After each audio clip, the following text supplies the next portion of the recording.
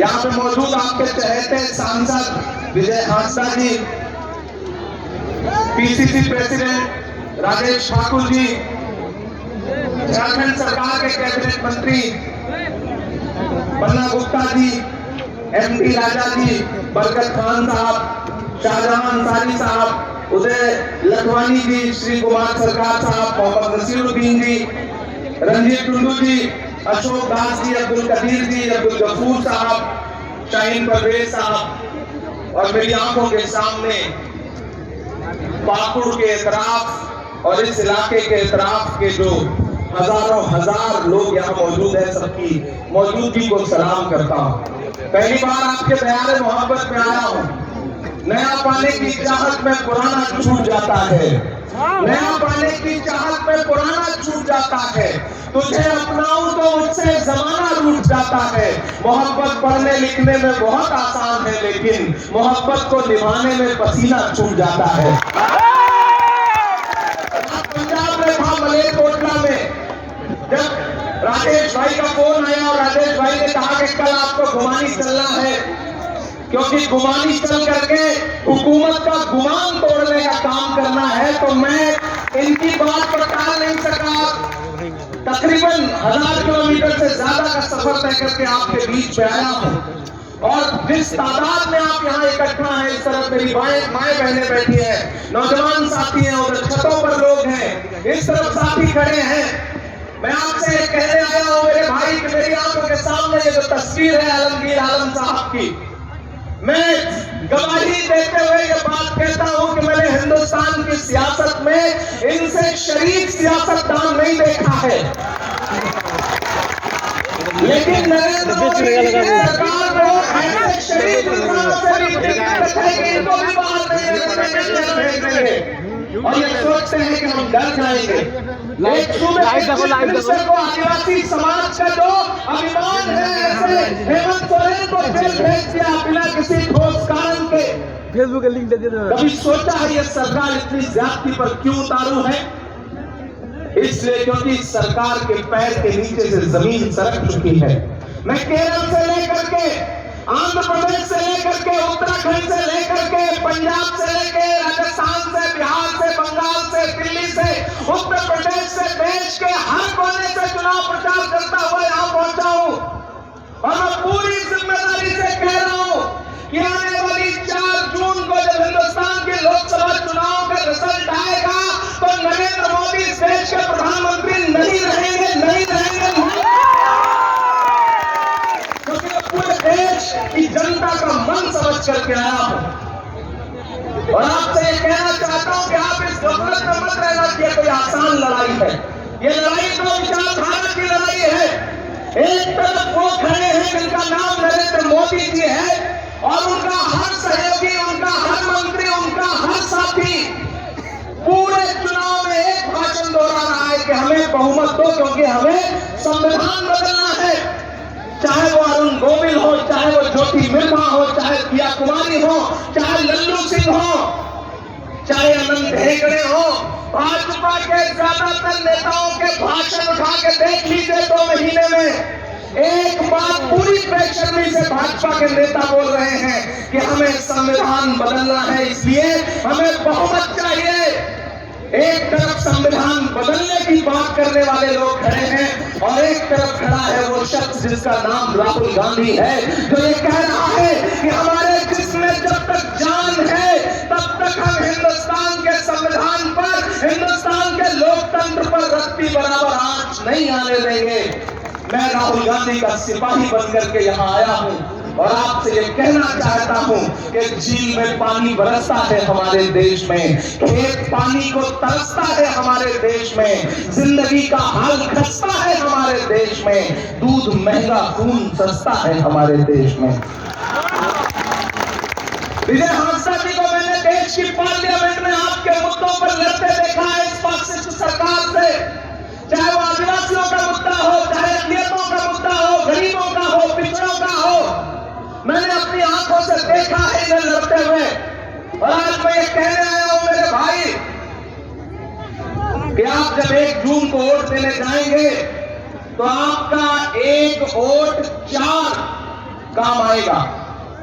पहला ये कि आप विजय हांसदा जी को जिता करके देश की लोकसभा में पहुंचाएंगे। दूसरा, आलमगीर आलम साहब की जेल की सलाखें टूटेंगी और वो जेल से बाहर आएंगे। तीसरा, हेमंत सोरेन जी जो आपके चहेते मुख्यमंत्री हैं वो भी बाहर निकल करके आएंगे। और चौथा, आप अपने वोट से 1 लोकसभा का सांसद पाओगे और 1 राज्यसभा का सांसद पाओगे। मैं चाहता हूं कि विजय भाई को जब आप जिता करके देश की पार्लियामेंट में पहुंचाइए तो ये देश की लोकसभा में खड़े होकर के आपके मुद्दों पर लड़े, और मैं देश की राज्यसभा में हूं, मैं वहां खड़ा होकर के आपके मुद्दों पर लड़ूं। एक जिताओ, एक साथ में फ्री पाओ, इससे अच्छा ऑफर क्या हो सकता है? नहीं हो सकता ना। तो मैं चाहता हूं कि 1 तारीख को घरों से बाहर निकलिए, अपना एक वोट लेकर के। भाजपा के नेता अपने भाषणों में क्या कह रहे हैं? हिंदू मुसलमान, मंदिर मस्जिद। और हमारा नेता क्या कह रहा है कि जैसे ही सरकार बनेगी, 4 जून को सरकार बनाओ, 15 अगस्त तक इस देश के 30 लाख नौजवानों को एक झटके में पक्की नौकरी देने का काम करेगी हमारी सरकार। और यहाँ मेरी माएं बहनें मौजूद है, मेरी आवाज उनकर जा रही है। इस इलेक्शन में सबसे बड़ा तो फायदा आपका है। कांग्रेस पार्टी का मैनिफेस्टो जानते हैं क्या कह रहा है? मैं उस मैनिफेस्टो कमेटी का मेंबर हूं, सबसे कम उम्र का। मैंने बनाया है उस मैनिफेस्टो को। उसमें लिखे गए एक लफ्ज आपके इस भाई की कलम से भी निकले हैं। वो मैनिफेस्टो कह रहा है कि जैसे ही हमारी सरकार बनेगी, इस देश की हर गरीब परिवार की महिला को महालक्ष्मी योजना के तहत सीधे उसके अकाउंट में 1 लाख रुपया डायरेक्ट दिया जाएगा सालाना, यानी कि 8,500 रुपए महीना।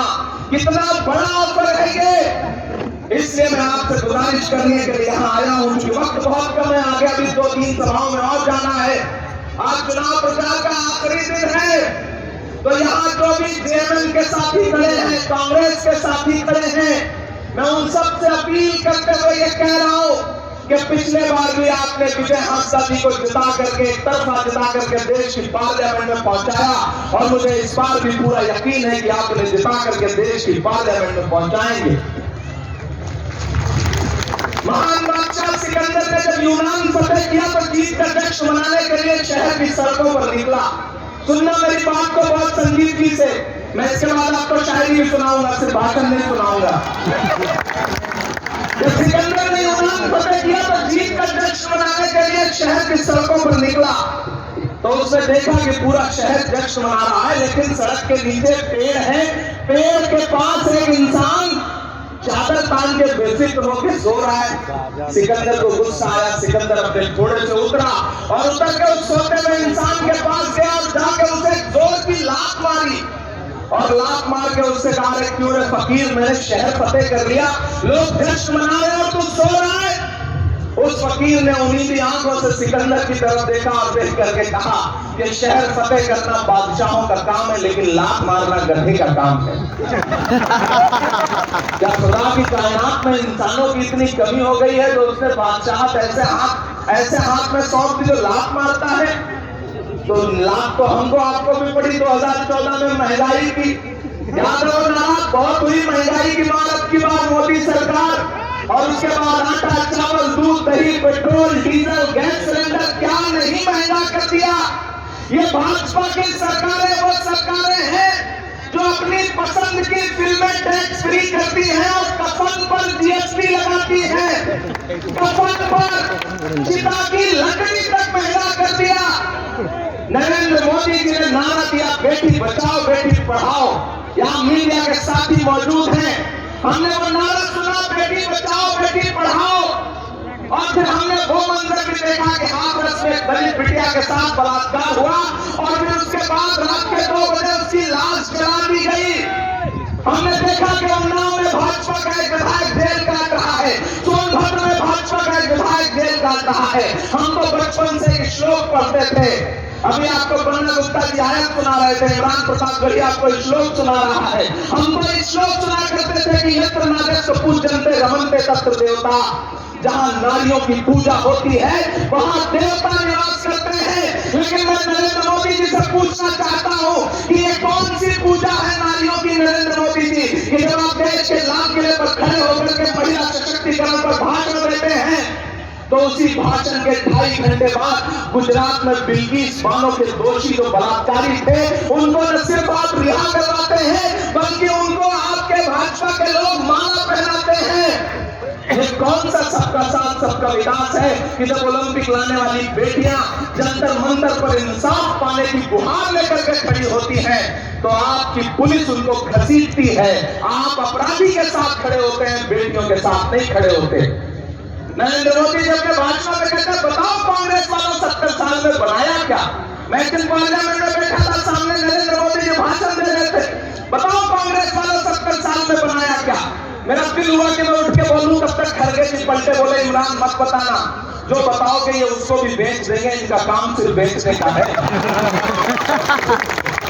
ये भाजपा के लोग 70 साल, अरे मैं तो यहाँ कह रहा हूं कि जो भाजपा की सरकार अपना चलाया हुआ 2000 का नोट 7 साल नहीं चला सकी, वो हमसे 70 साल का हिसाब मांगती है।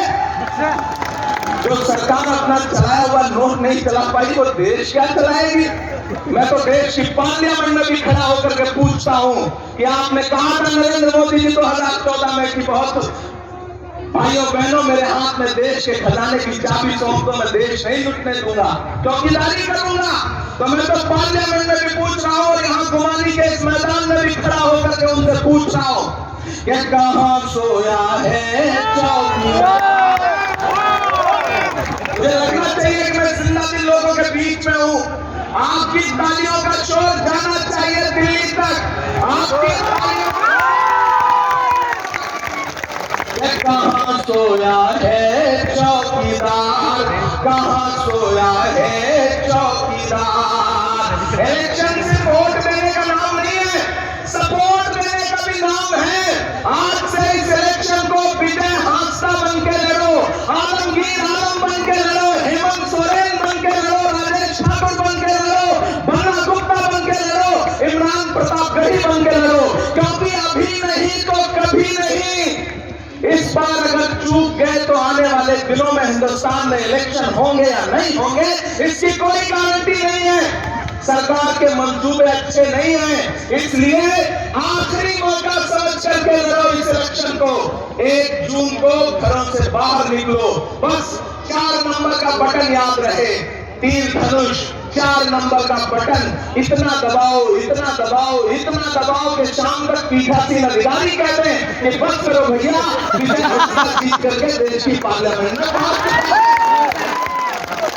कहां सोया है चौकीदार, कहां सोया है चौकीदार। तैयार है ना अगली लाइन पे कि कहां सोया है चौकीदार, कहां सोया है चौकीदार।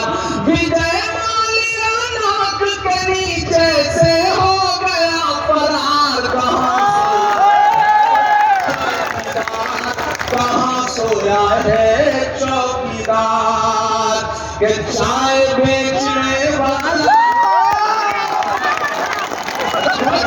मैंने अब तक नाम नहीं लिया। अच्छे अच्छों का गुमान उड़ा देते हैं, तोड़ देते हैं। मैं सलाम करता हूँ आप इस तबके तो पहली में इतनी बड़ी तादाद में यहाँ इकट्ठा है और खासतौर से माओ बहनों को जो छतों में मौजूद है उन सबको शामिल करता हूँ इन मित्रों में कि चाय बेचने वाला पूरा भारत बेच रहा है। बेच रहा है कि नहीं बेच रहा है? बेच रहा है कि नहीं बेच रहा है? मैं बताता हूँ क्या क्या बेच रहा है कि चाय बेचने वाला पूरा भारत बेच रहा है। इसी काम में हासिल उसे महारत बेच रहा है कि रेल बिक गई, तेल बिक गया। इधर वाले बताने बता रहे हैं जोश दिख रहा है, इधर वाले पता नहीं क्यों खामोश है। मैं फिर से पढ़ता हूँ लाइनों को। रेल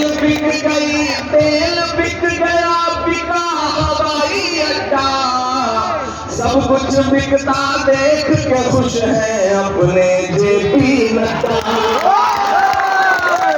जनता महंगाई की मारी करती हाहाकार, कहाँ सोया है चौकीदार, कहाँ सोया है चौकीदार। मुझे भाई इधर आइए।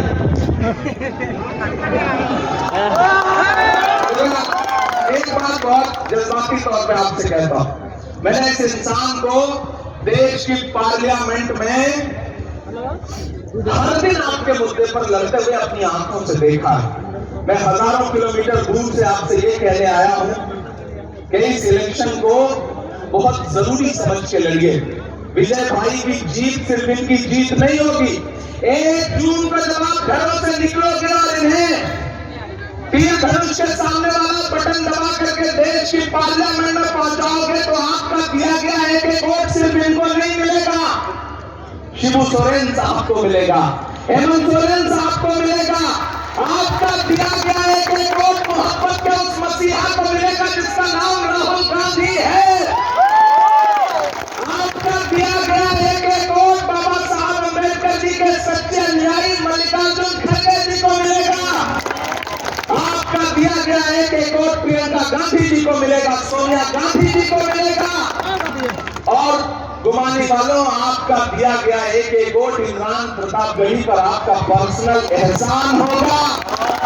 मैं आपसे भले ही 1000 किलोमीटर दूर रहता हूं, लेकिन इसका यह मतलब नहीं कि मैं आपसे बेखबर रहता हूं। आपके मुद्दों पर सड़क से संसद तक लड़ता हूं, आवाज उठाता हूं। तो मैं यहां आया हूं तो मैं लौट करके राहुल गांधी जी से, प्रियंका जी से, सोनिया जी से ये कह सकूंगा कि मैं गया था गुमानी में और मैं वहां लोगों के सामने अपना दामन फैला के आया हूं विजय भाई के लिए। और लोगों ने कहा है कि हम आपको मायूस नहीं करेंगे। नहीं करोगे ना मुझे मायूस? यहां से वहां तक के घाट मुझे एहसास दिलाओ कि एक वोट लेकर घरों से बाहर निकलोगे और भाजपा के जो लोग समझ रहे हैं कि हेमंत सोरेन और आलमगीर आलम को जेल भेज करके वो रिजल्ट बदल देंगे, मैं तो उनसे आखिरी 4 मिसरे पढ़ के कहना चाहता हूं कि दायरे में सिमट के आएगा। ये 4 मिसरे विजय भाई पर भी लागू होंगे, आलमगीर आलम साहब पर भी लागू होंगे और हेमंत सोरेन साहब पर भी लागू होंगे। इमरान जो मिसरे पढ़ रहा है, एक एक हाथ को कसम देता है कोई भी हाथ खामोश नहीं रहेगा। आपकी तालियों का शोर जेल की सलाखों के अंदर तक पहुंचे और दिल्ली तक भी पहुंचे। मैं पढ़ता हूं, ये दायरे में सिमट के आएगा, हर रवायत से हट के आएगा, हर रवायत से हट के आएगा। आंधियों को जरा खबर कर दो,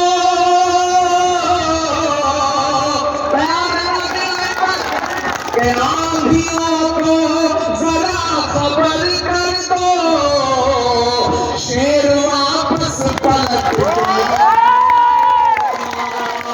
शेर वापस पलट के आएगा। बहुत शुक्रिया, बहुत मोहब्बतें। एक आखिरी वादा कि 4 जून को जिताइए, मैं दिल्ली रहूंगा, मेरी नजरें इस सीट पर रहेंगी, इतना एक वादा कर रहा हूं। मैं वो शायरी सुनाने के लिए अलग से किसी महफिल में आऊंगा, 3 सभाएं और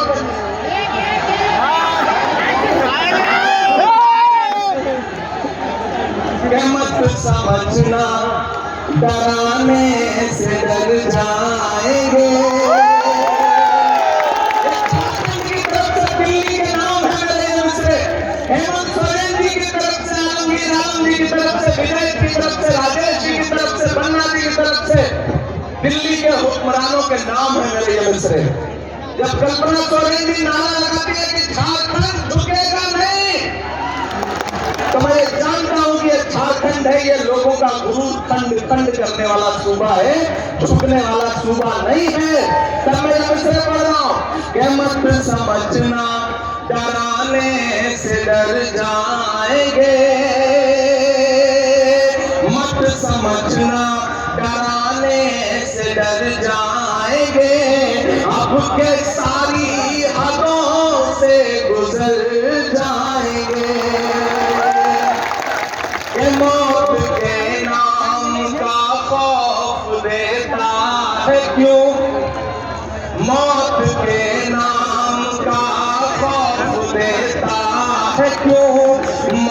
मौत जिस रोज आएगी मर जाएंगे, मत समझना डराने से डर जाएंगे। कि हमने ज़मज़म दिया, आब गंगा दिया। वो जो गंगा नदी तहजीब की बात हो रही है, उस तहजीब की बात करता हूं मैं कि हमने ज़मज़म दिया, आब गंगा दिया। तुमने भारत को दंगा ही दंगा दिया। तुमने एक रंग के ख्वाब देखे मगर हमने हिंदुस्तान को तिरंगा दिया। कि ये तिरंगा बदन पर लपेटे हुए एक दिन इस जमीन में उतर जाएंगे। मत समझना डराने से डर जाएंगे, अब के सारी हदों से गुजर जाएंगे। बहुत शुक्रिया, बहुत मोहब्बतें। आखिर में बस इतना कहना चाहता हूं दोस्तों कि आपको इस बात पर ईमान रखते हो ना कि मजदूर का पसीना सूखने से पहले उसकी मजदूरी उसे दे दी जाए। रखते हो ना इस बात पर ईमान? बताओ मुझे, हाथ उठा के रखते हो इस बात पर ईमान? तो मेरे भाई, मैं चला हूं राहुल गांधी के साथ 4000 किलोमीटर कन्याकुमारी से कश्मीर तक। मैंने देखा है राहुल गांधी का बहता हुआ पसीना, मैंने देखा है राहुल गांधी के पैर के छाले। मैं चला हूं राहुल गांधी के साथ, इसलिए आपसे ये कहना चाहता हूं मेरे भाई कि मैं यहाँ आपसे राहुल गांधी की मजदूरी मांगने के लिए आया हूं और मुझे पूरा यकीन है कि आप मुझे मायूस नहीं करेंगे। मैं आपसे वादा करता हूं कि 4 जून को जिताइए, इंशाअल्लाह उसके बाद आपका शुक्रिया अदा करने के लिए फिर आपके बीच में आऊंगा।